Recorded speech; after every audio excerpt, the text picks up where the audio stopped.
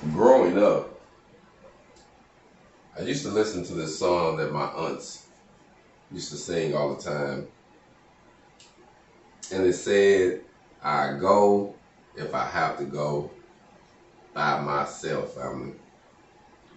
I think in today's crisis with what we got going on with the pandemic, with the economy, with wars, the rumors of wars, finances, prices, inflation,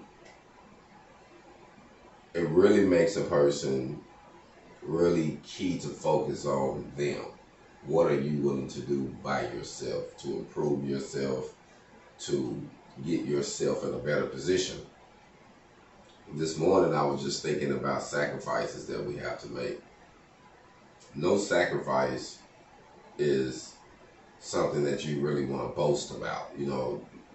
Majority of the sacrifices that a person make that's going to be real critical, there's going to be some things you don't even want to talk about. You don't want everyone to know. It's a sacrifice like, oh, I don't really, I have to go through this particular thing to achieve what I'm trying to get myself to the next level.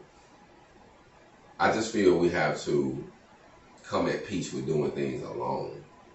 It's okay.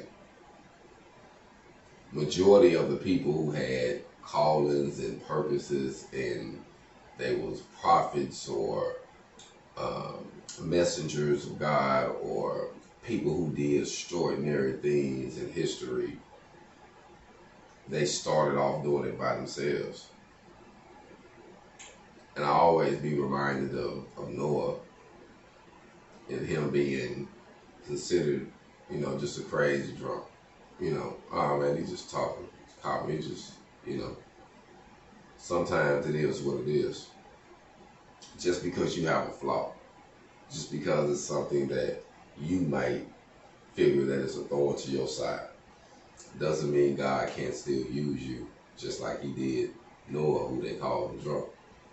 So just remember, the most important thing is once you get that vision and it's burning inside of you, is to go on and do it yourself. And if you do it yourself, you'll realize the end result is all the same. Hold on. Be blessed.